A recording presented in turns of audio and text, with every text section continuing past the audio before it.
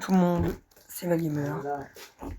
Dernier épisode du tome 1 de Minecraft Multiverse sur le dernier monde, enfin les derniers mondes de Minecraft Multiverse qui sont basés sur la fin du monde.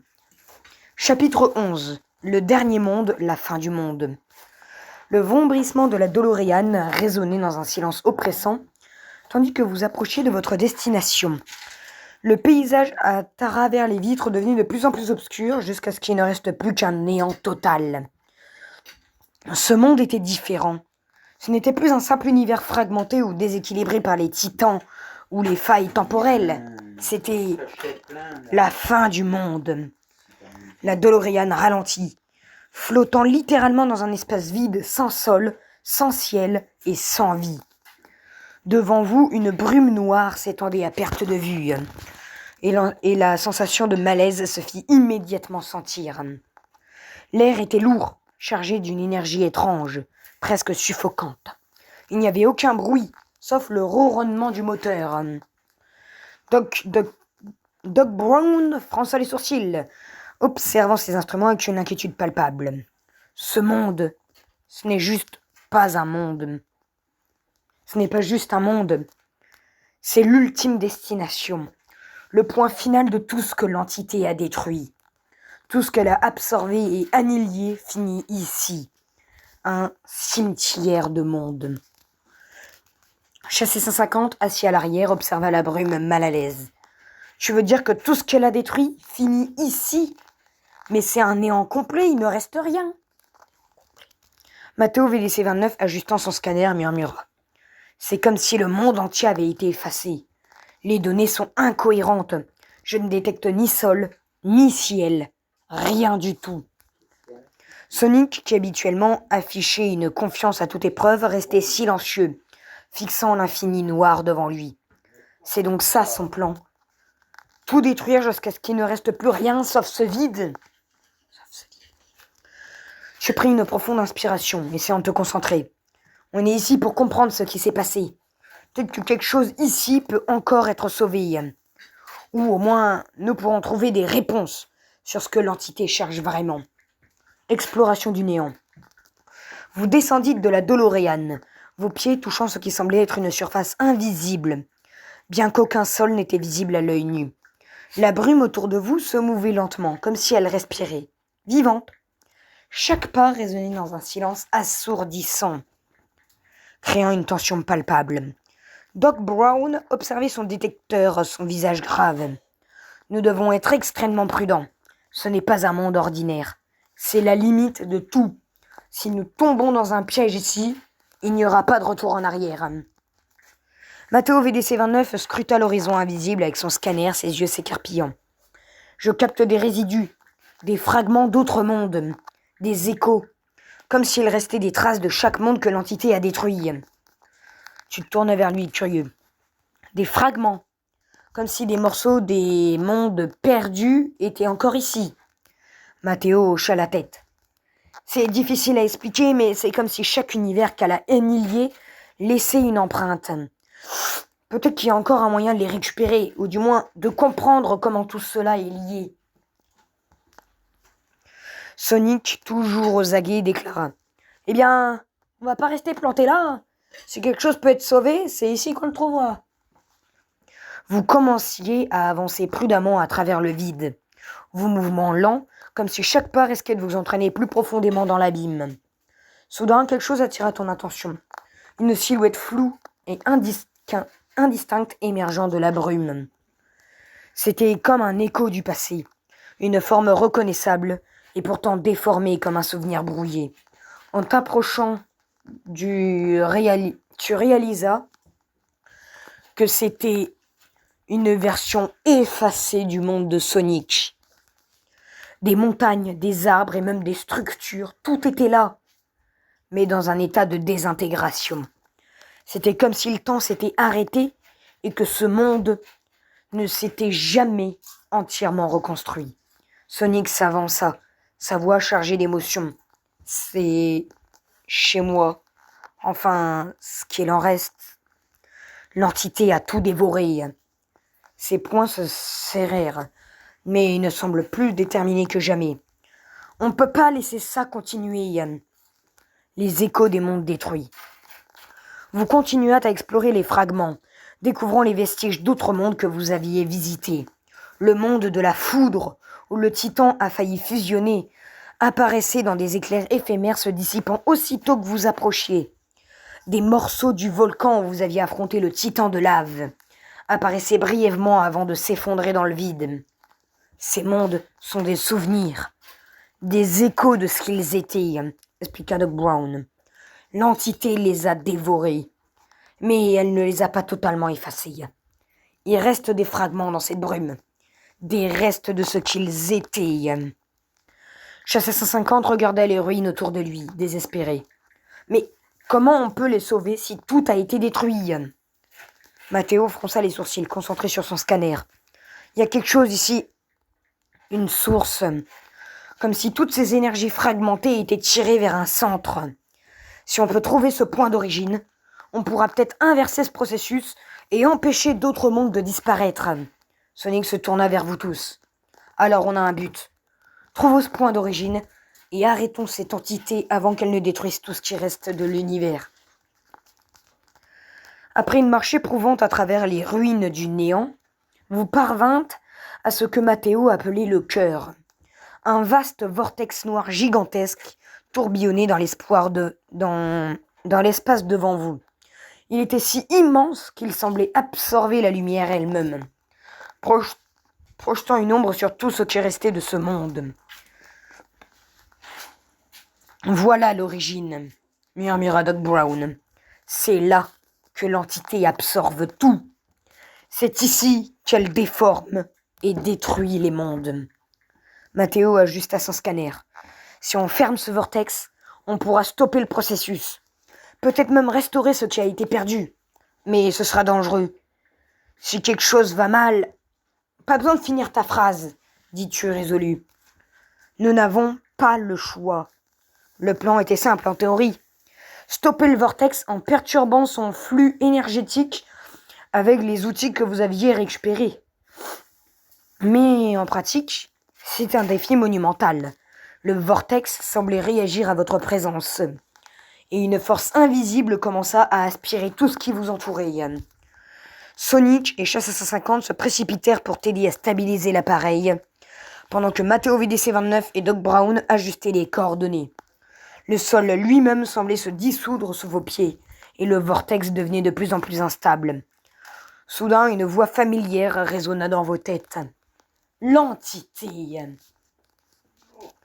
Vous pensez pouvoir m'arrêter. Je suis le néant, la fin de tout. Chaque monde que j'absorbe me rend plus fort. Vous ne pouvez pas stopper l'inévitable. Mais tu ne laisses pas la peur prendre le dessus. Nous ne laisserons pas tout s'effondrer. Pas tant que nous serons là pour l'empêcher. Tu plaças l'appareil au centre du vortex et dans un éclat aveuglant, l'énergie commença à se rétracter. Le vortex se contracta lentement mais sûrement, et les fragments de monde que vous aviez vus commencèrent à se stabiliser. Le néant, qui semblait autrefois infini, commençait à se refermer. L'entité hurla, mais vous persistiez. Ensemble, vous aviez trouvé un moyen de le stopper, au moins temporairement. Lorsque le vortex disparut finalement, un calme étrange s'installa. Doc Brown, essoufflé, murmura. « Nous avons réussi, pour l'instant, mais l'entité n'est pas encore détruite. Elle reviendra plus forte. » Sonic te tapota l'épaule. « Eh bien, si elle veut encore jouer, on sera là. » Vous vous regardâtes, épuisé mais soulagé. Attends, vous quoi? Regardate. Épuisé mais soulagé. Ce monde, la fin du monde, ne s'était pas totalement effondré. Et même si la menace de l'entité persistait, vous saviez maintenant qu'il y avait un moyen de la combattre. La bataille ne faisait que commencer. Chapitre 12, le vortex colossal, retour à l'origine.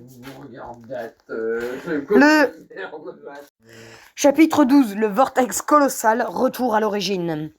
Le ciel était sombre, trop sombre. Le monde autour de vous semblait oppressé par une force invisible et pourtant familière. Le silence pesait lourdement, mais ce calme trompeur n'était qu'une illusion. Quelque chose se préparait.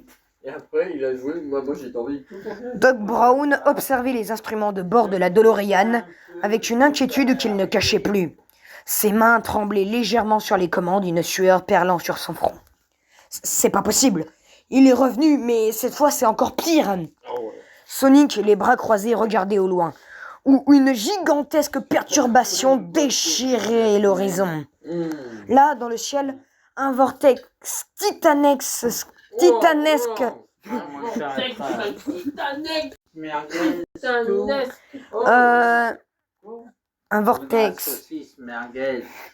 un vortex titanesque se formait. Il n'avait rien à voir avec celui que vous aviez fermé dans la fin du monde. Celui-ci était monumental. Il semblait engloutir le ciel tout entier, tel un trou noir prêt à dévorer la réalité elle-même.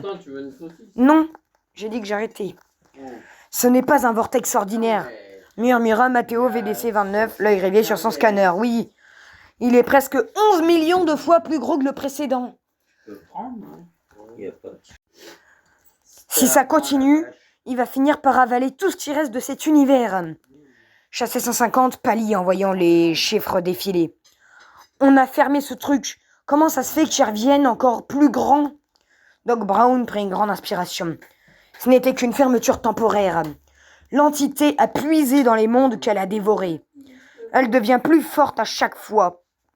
Ce vortex, c'est elle qui l'a ouvert. Et maintenant, elle est plus puissante que jamais.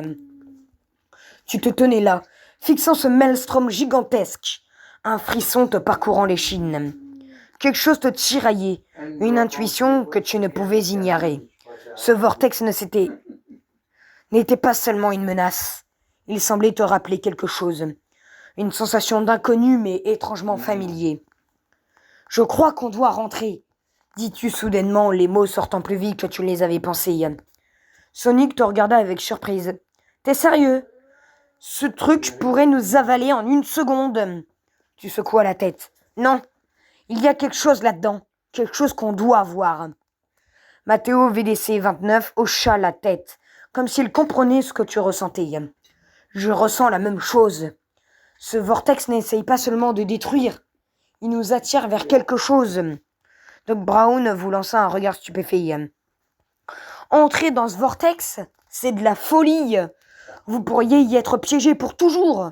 Si l'entité contrôle cet endroit, elle ne vous laissera jamais repartir. » Mais malgré ces avertissements, tu savais que c'était la seule option. Quelque chose vous attendait là-dedans. Quelque chose de crucial.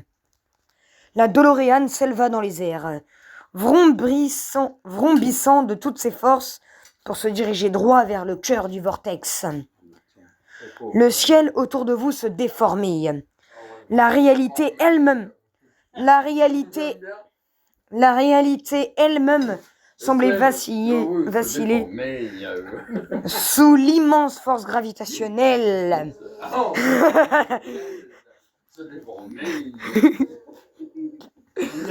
Chaque mètre que vous franchissiez semblait rallonger le temps.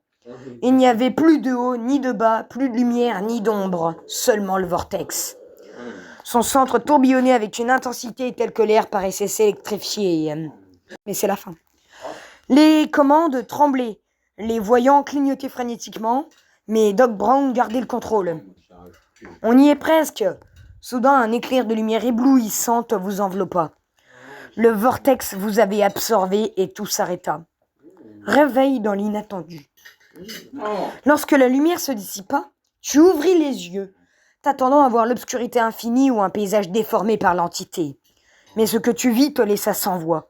Autour de toi, des arbres carrés, un ciel pixelisé, un sol fait de blocs familiers. Vous étiez dans un monde que tu reconnaissais instantanément, mais que tu n'avais jamais imaginé revoir ici dans ces circonstances. Minecraft. Qu'est-ce que... murmura Chassé 150 en regardant autour de lui, ses yeux écarpillés. On est de retour dans Minecraft? Matteo VDC 29, en totale incrédulité, scanna frénétiquement l'environnement. C'est pas possible.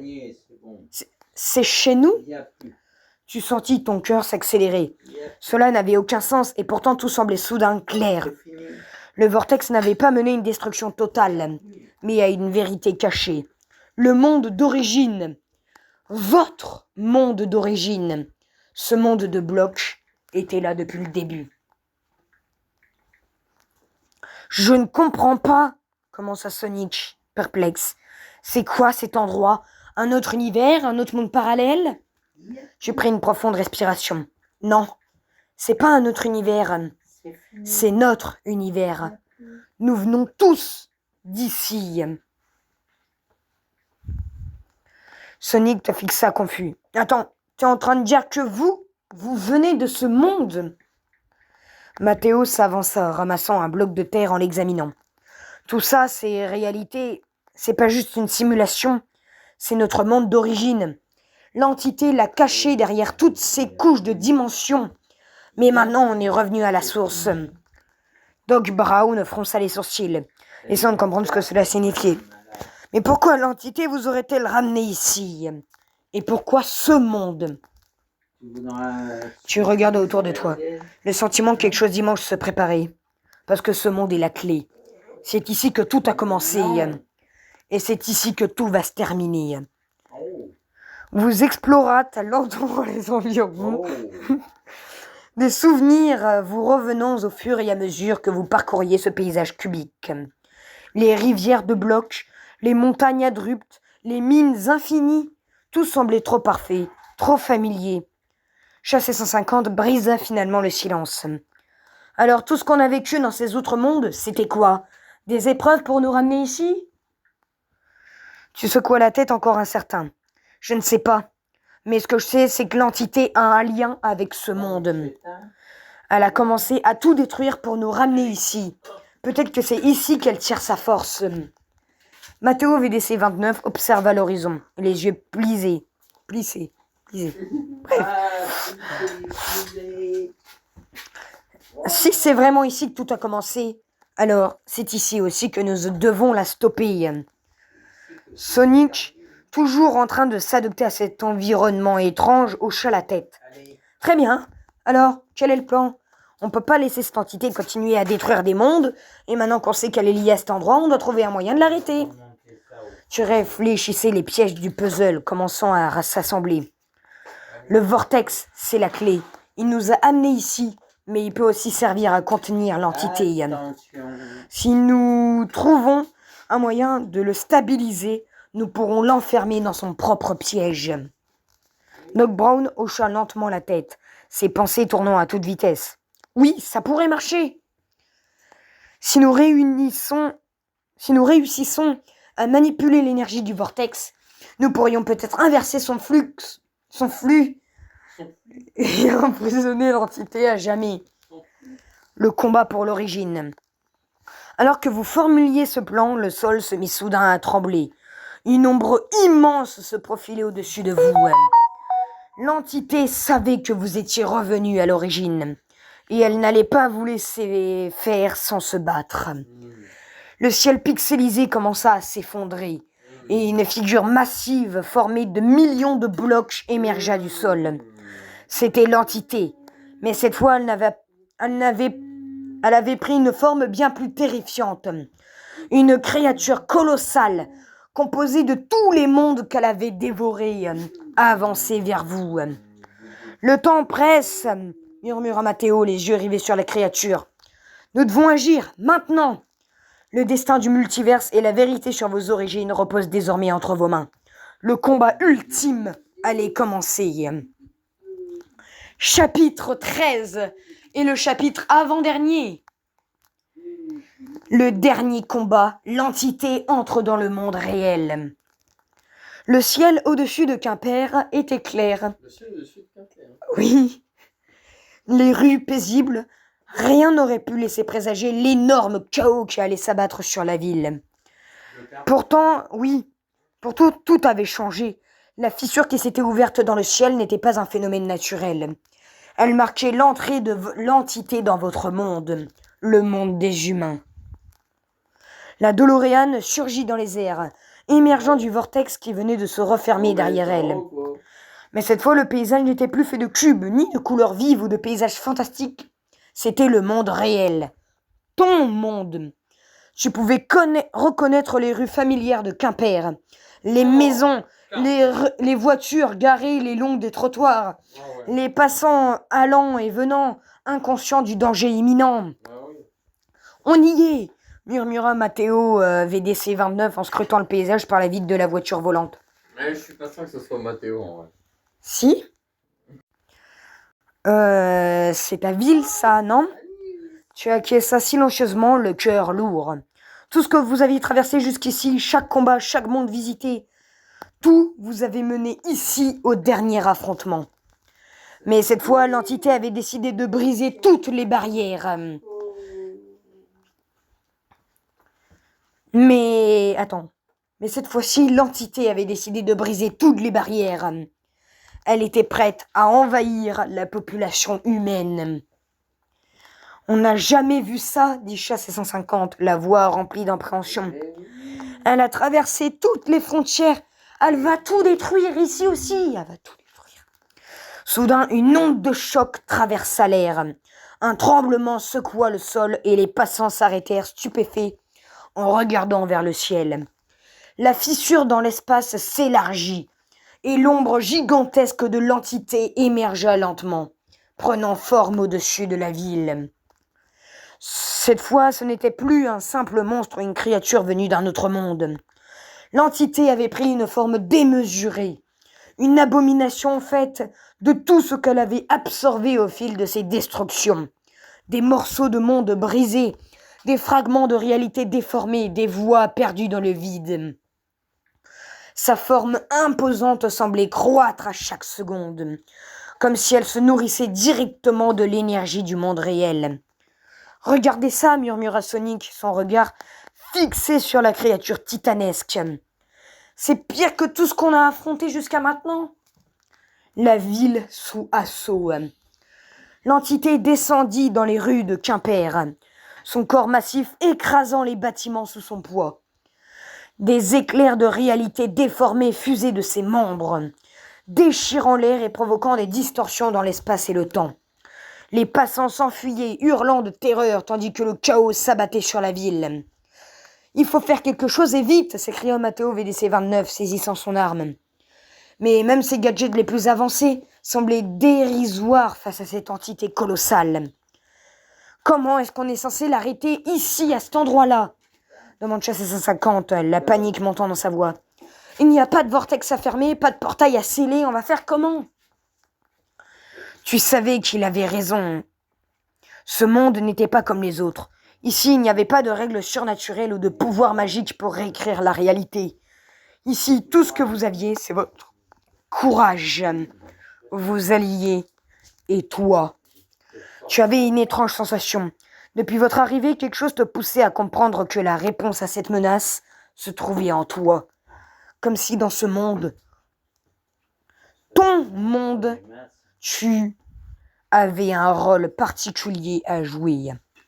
Le sacrifice inévitable. Alors que l'entité avançait, détruisant tout sur son passage, tu te tournas vers Sonic, Chassé 150 et Matteo VDC 29. Je crois que je sais ce qu'il faut faire. Ils te regardèrent surpris et inquiets. « Qu'est-ce que tu racontes ?» demanda Sonic, le regard sérieux. « On est tous là pour ça, on trouvera une solution ensemble. » Mais tu savais que cette fois c'était différent. L'entité n'avait pas traversé tous ces mondes juste pour les détruire. Elle avait un but précis en te ramenant ici. Elle avait besoin de quelque chose ou de quelqu'un. « Non !» dis-tu, ton cœur battant à tout rompre. « C'est moi qu'elle veut. Elle a dévoré tout ce qui faisait partie de ces autres mondes. Mais maintenant, elle est venue ici pour finir ce qu'elle a commencé.